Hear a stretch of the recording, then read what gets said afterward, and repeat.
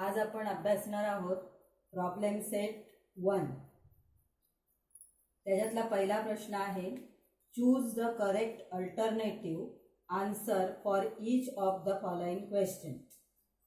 6 question दिलेले आहेत. Question मी फळ्यावर लिहिले, फक्त मेन क्वेश्चन आहे तो मी वाचून दाखवला. त्याच्यामध्ये choose the correct alternative answer for each of the following question हा प्रश्न दिलेला आहे आणि त्याला 4 अल्टरनेटिव्ह ऑप्शन्स दिलेले आहेत. त्याच्यापैकी योग्य आन्सर आपल्याला लिहायचा आहे. त्यातला पहिला क्वेश्चन आहे, if m is equal to 135 n is equal to 246 then m intersection n equal to question mark. आता इंटरसेक्शन सेट म्हणजे या दोन सेट मधला कॉमन एलिमेंटचा सेट. मग आता या m सेट मध्ये आहेत 135, n सेट मध्ये आहे 246. म्हणजे दोन्ही सेट मध्ये एकही एलिमेंट कॉमन नाही. म्हणजे यांचं जे इंटरसेक्शन आहे ते इंटरसेक्शन हा एक एम्प्टी सेट आहे. बरोबर, m union n is a empty set. मग आता एम्प्टी सेटसाठी एकतर एम्प्टी सेट असा लिहितात किंवा एम्प्टी सेट हा फाय या साईनने दाखवतात. तर आता हे उत्तर असणारा आपला ऑप्शन कोणता आहे, तर पुस्तकामध्ये तुम्ही पाहायचं आहे ऑप्शन. पहिला ए ऑप्शन आहे, बी ऑप्शन आहे, सी ऑप्शन जो आहे तो हे चिन्ह दाखवणारा ऑप्शन आहे, म्हणजेच रिक्त संच किंवा एम्प्टी सेट. मग आता हा ऑप्शन कितवा आहे, सी ऑप्शन आहे. तर आपल्याला इथे आन्सर सी लिहायचं आहे, फक्त सी लिहायचं आहे. बाकी ते कसं आलं आन्सर ते लिहायचं नाहीये, ते आपण बाजूला साईडला रफ वर्क म्हणून करायचं आहे. पण इथे फक्त तुम्ही ऑप्शनचं लेटर लिहायचं आहे.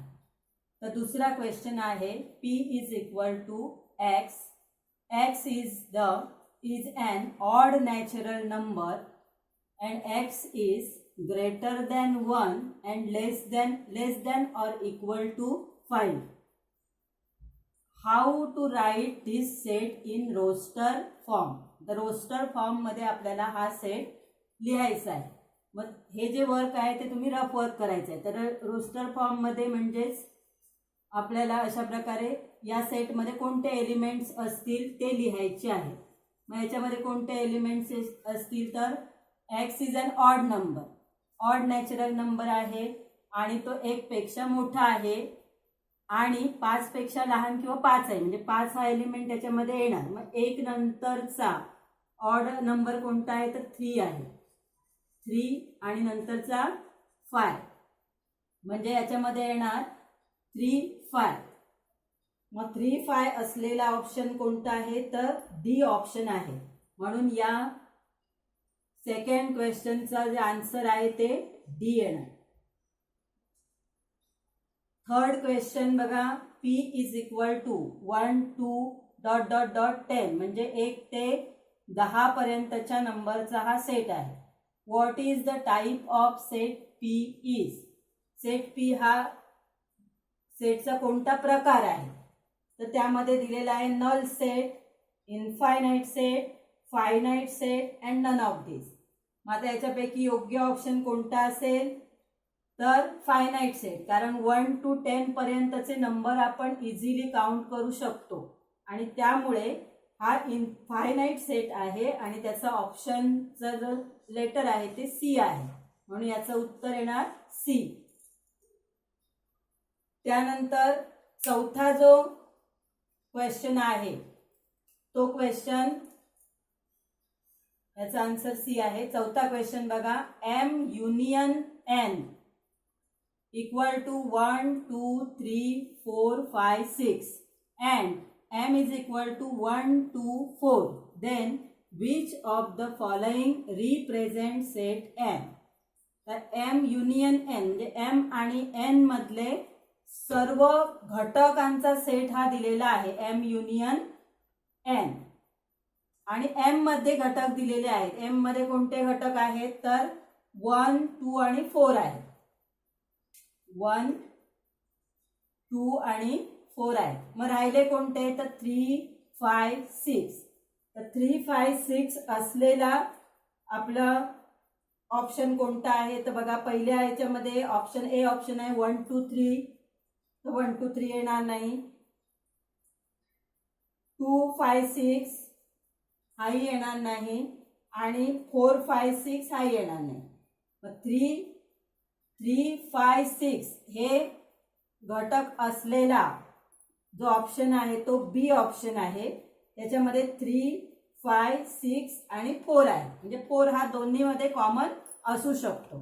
त्यामुळे चौथ्या प्रश्नाचं जे आन्सर आहे ते बी आहे. चौथ्या प्रश्नाचा आन्सर बी आहे. पाचवा प्रश्न आहे if P subset P is the subset of M, then which of the following set represent P intersection P union M? P union M हा कोणता सेट असेल तर M सेटच असेल, कारण P हा M चा सबसेट आहे आणि P intersection P union M दिलेलं आहे. म्हणजे P आणि P युनियन M मधले कॉमन घटक कोणते ते दिलेले आहेत. तर याचा अर्थ काय आहे तर P मधले सर्व घटक हे काय असणार आहेत P युनियन M मध्ये असणारच आहेत. त्यामुळे P हा सेट त्याचा काय असणार आहे इंटरसेक्शन सेट असणार आहे. मग आन्सर कोणता येणार तर ए ऑप्शन त्याच्यासाठी येईल.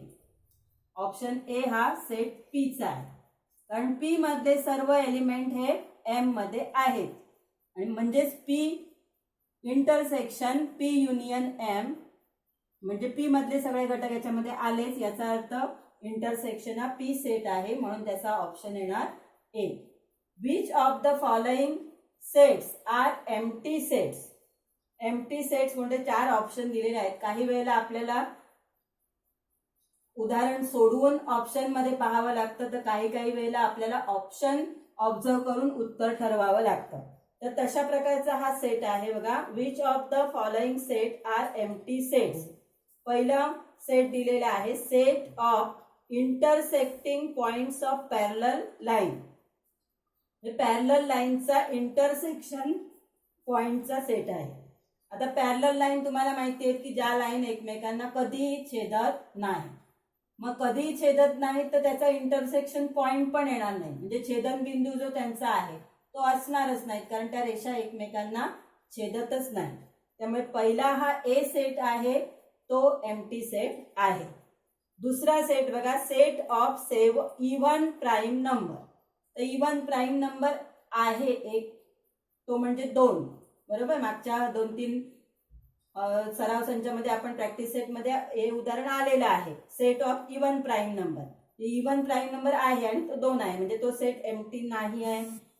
Month of an English calendar having less than 30 days हाही एम्प्टी सेट नाही. 30 पेक्षा कमी दिवस असलेला फेब्रुवारी महिना असतो, त्यामुळे हाही सेट एम्प्टी नाही आहे.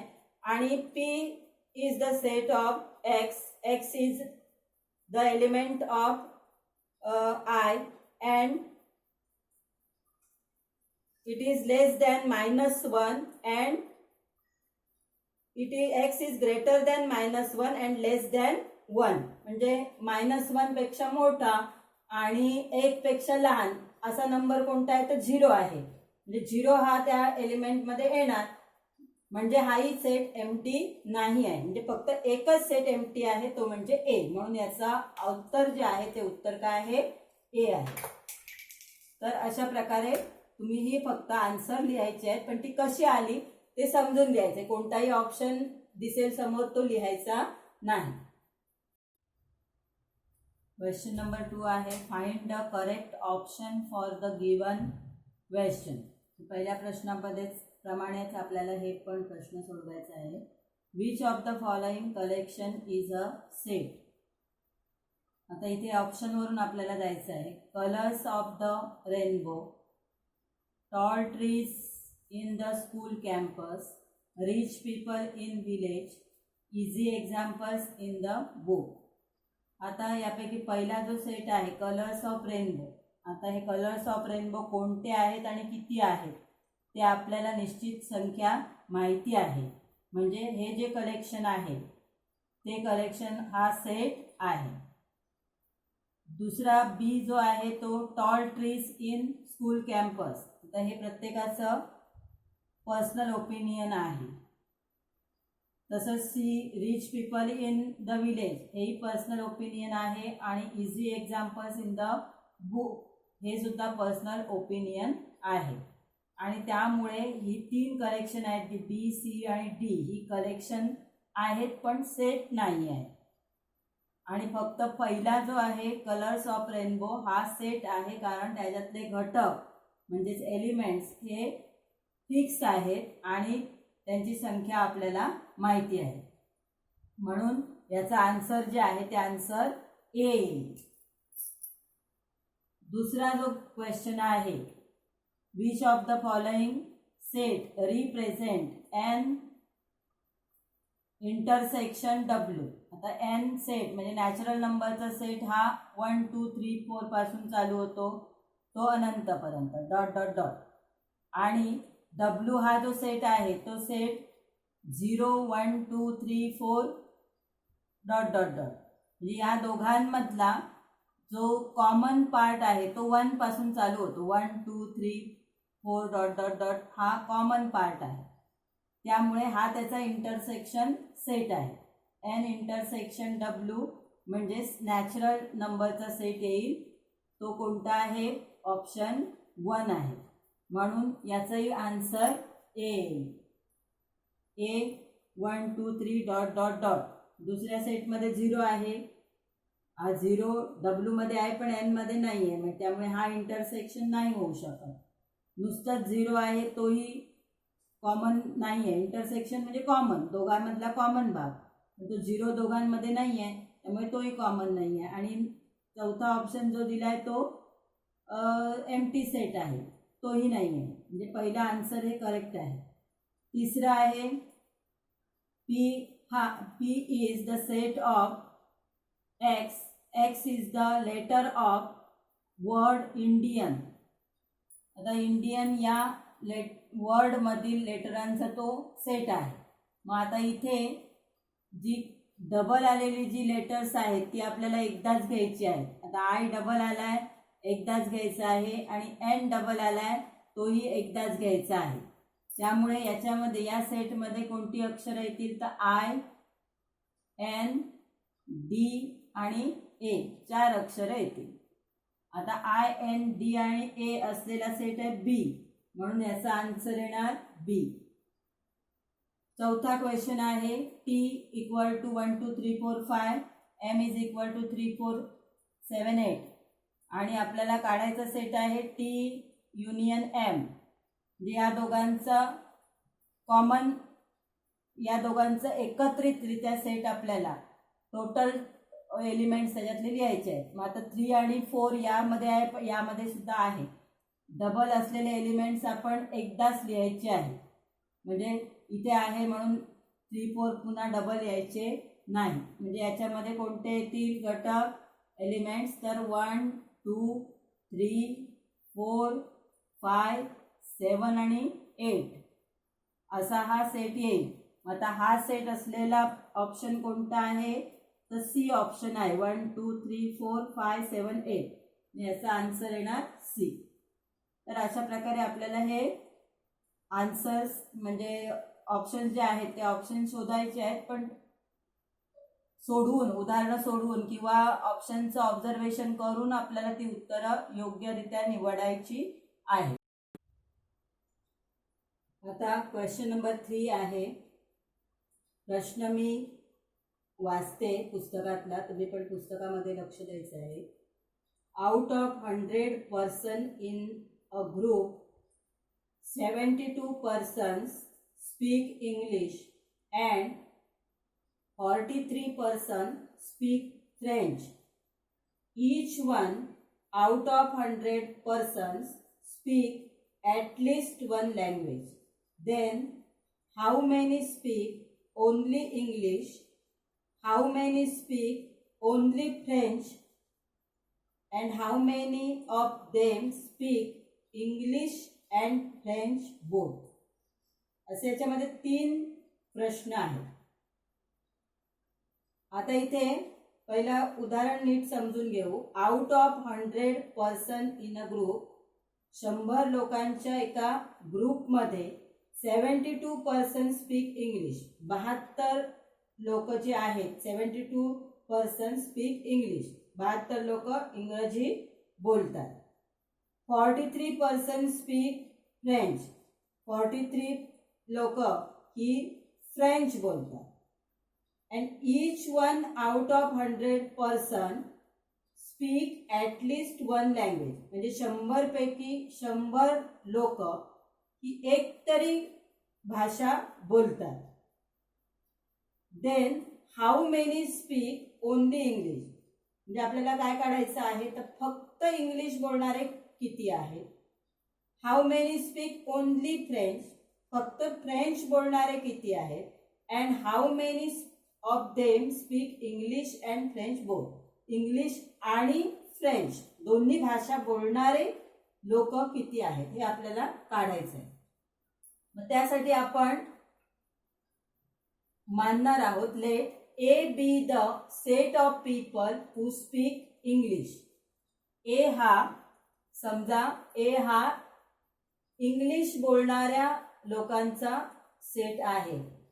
Therefore N of A equal to n of A किती येतील, किती लोक इंग्लिश बोलतात 72. N of A equal to 72. Let B be the set of people who speak French. B हा फ्रेंच बोलणाऱ्या लोकांचा सेट आहे. Therefore N of B equal to 43. Late A union B be the set of people who speak at least 1 language. म्हणजे एक तरी भाषा येते असे किती लोक आहेत तर 100 लोक आहेत. 100 पैकी 100 लोकांना एक तरी भाषा बोलायला येते. Therefore N of A union B equal to 100. Let A intersection B be the set of people who speak English and French both. दोन्ही भाषा येणारे लोक म्हणजे ए इंटरसेक्शन बी. बोथ हा जिथे तुम्हाला शब्द येईल तो इंटरसेक्शन सेट आहे आणि ॲट लिस्ट हा जो वर्ड आहे तो युनियनसाठी आहे. तर त्यानुसार आपण वर्ड प्रॉब्लेममध्ये नंबर शोधायचे आहे. Therefore N of A intersection B आपल्याला काढायचं आहे म्हणून तिथे क्वेश्चन मार्क लिहायचा आहे. आता हा फॉर्म्युला आपला पाठ असलाच पाहिजे. N of A union B equal to n of A plus n of B minus n of A intersection B. मग एन ऑफ ए किती आलेत आपले 72 प्लस एन ऑफ बी आहेत 43 आणि हे ए युनियन बी हे 100 आहे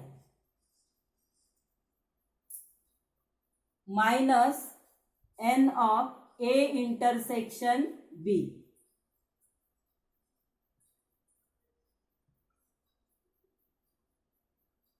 मग इथे आपल्याला हे ए इंटरसेक्शन बी या बाजूला येतील आणि हे 100 आहेत ते त्या साईडला येतील.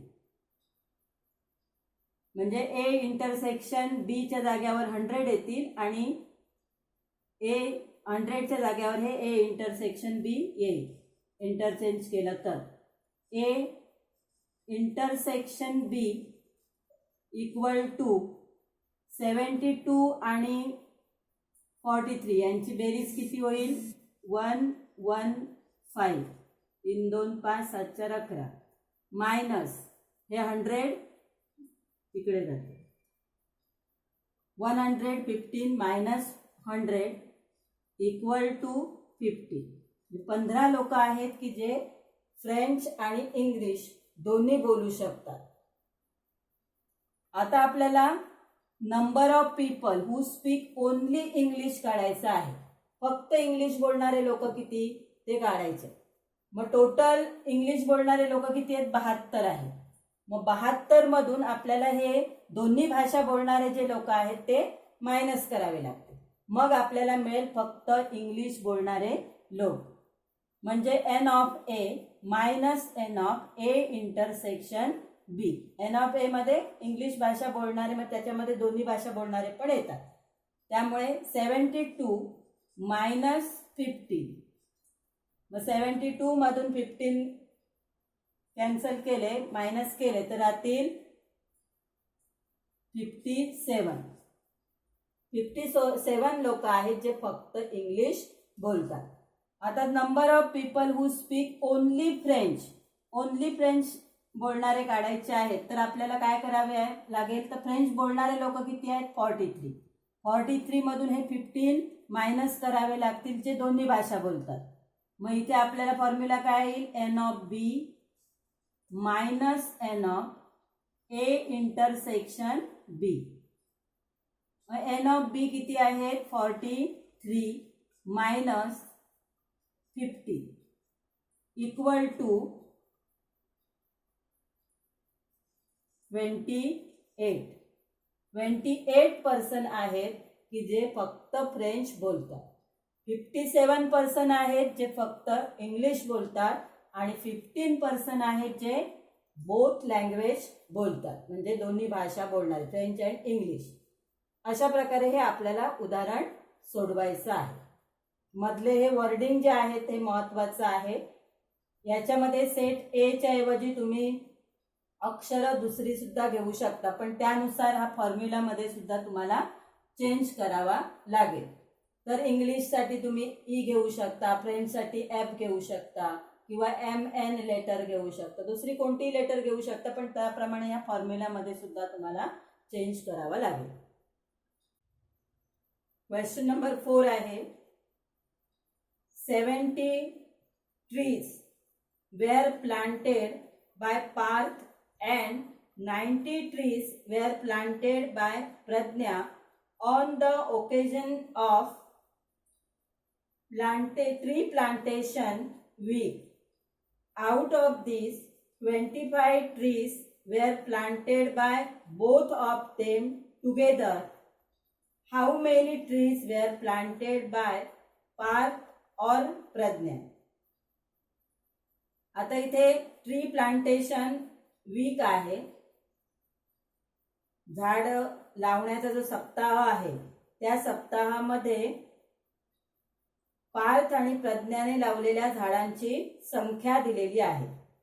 पार्थने किती झाडं लावली आहेत? तर 70 झाडं पार्थने लावलेली आहेत आणि प्रज्ञाने 90 झाडं लावलेली आहेत आणि दोघांनी मिळून 25 झाडं लावलेली आहेत. Out of this 25 trees were planted by both of them together.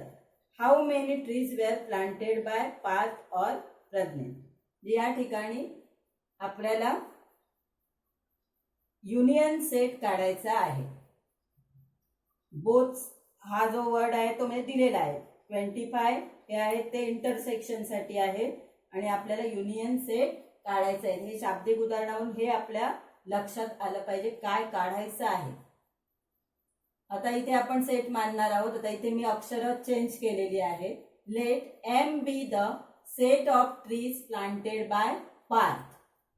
M हा पार्थने लावलेल्या झाडांचा सेट आहे. Therefore N of M equal to पार्थने किती झाडं लावलेली आहेत? तर 70. Let n be the set of trees planted by Pradnya. Therefore, n of m, इथे लिहिते मी, n of n equal to 90. Let m intersection n be the set of trees planted by Parth and Pradnya both. Both आला म्हणजे तो intersection set आहे. दोघांनी मिळून लावलेली झाडं किती आहेत? तर n of M intersection N equal to 25. Let A M union N be the set of trees planted by Parth or Pragya. दोघांनी मिळून किती झाडं लावलेली आहेत तर ती संख्या आपल्याला काढायची आहे. पार्थ और प्रज्ञा और किंवा ॲटलिस्ट हे जे वर्ड येतील ते युनियन सेट आहे हे लक्षात ठेवायचं. मग आता इथे आपण फॉर्म्युलामध्ये त्याप्रमाणे चेंज करायचा. N of M union N equal to N of M plus N of N minus N of M intersection N. मग M union N काढायचं आहे म्हणजे सोपं आहे, काही तुम्हाला चेंज करायचं नाहीये.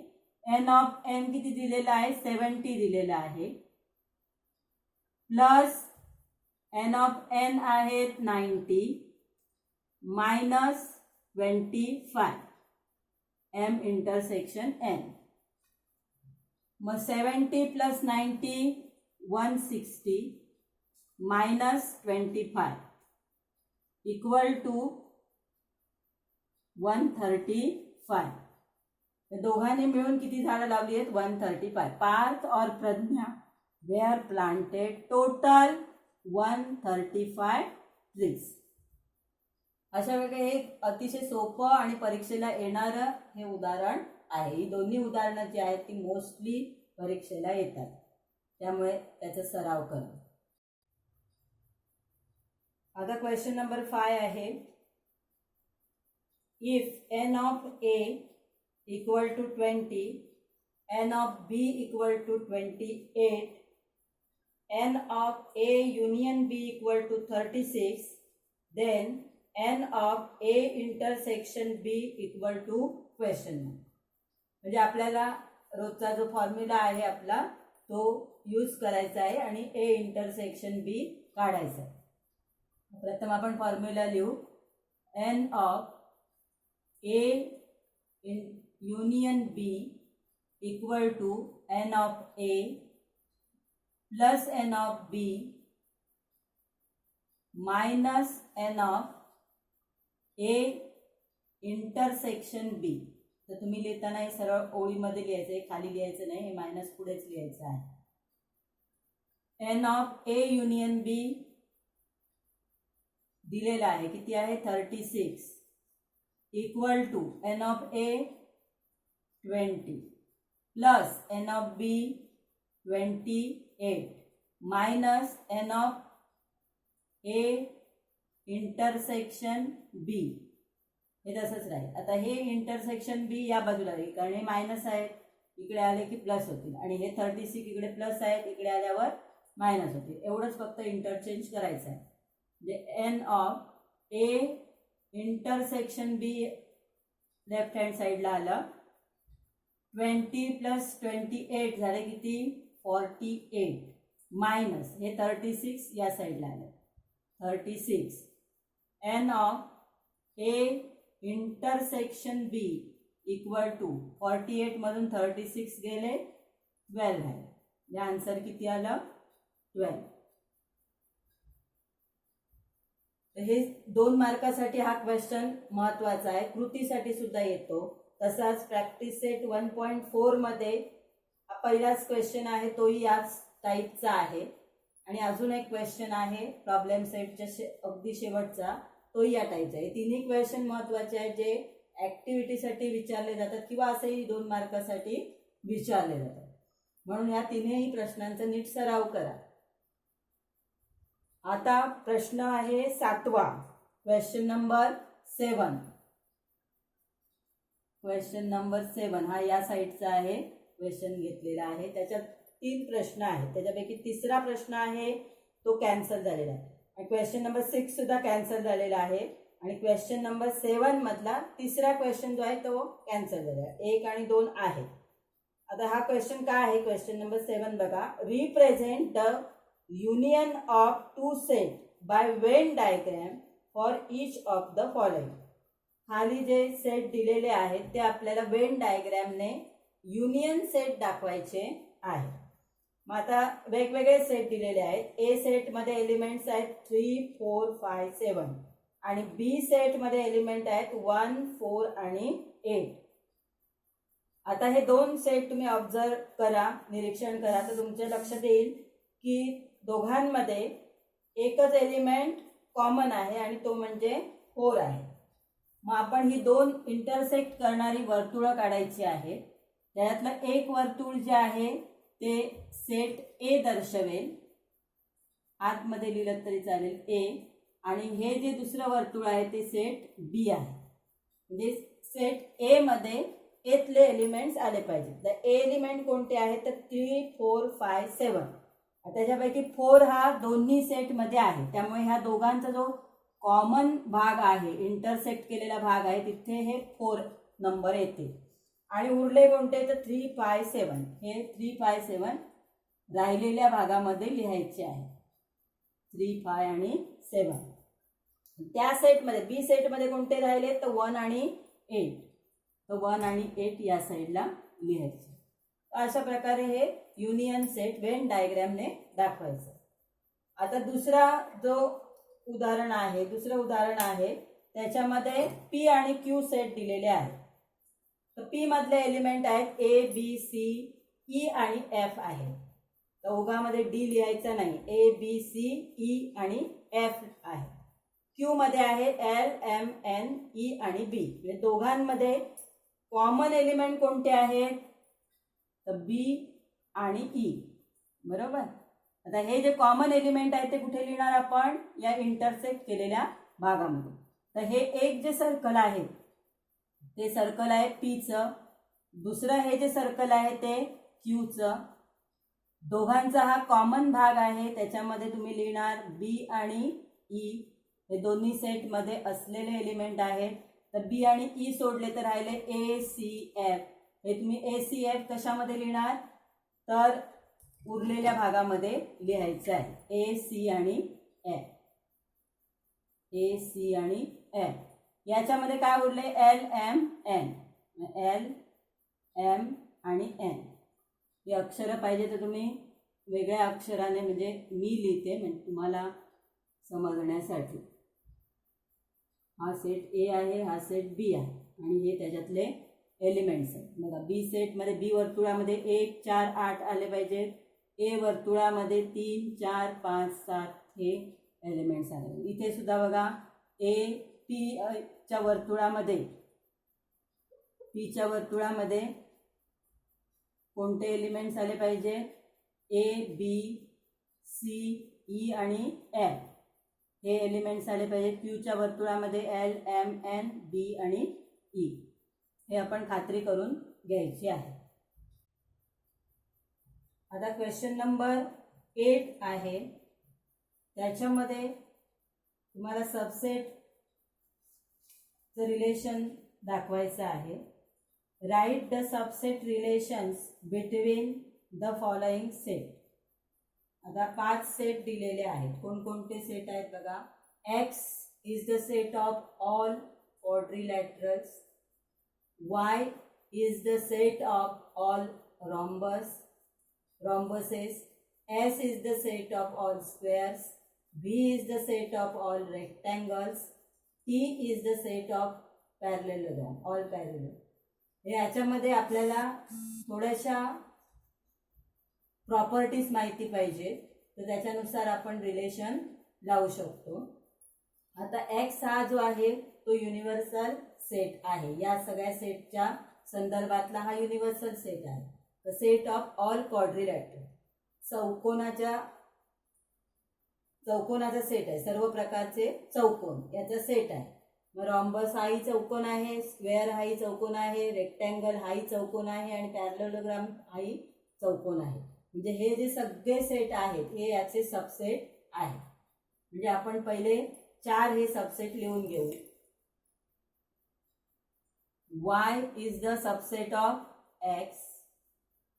S is the subset of X. V is the subset of X.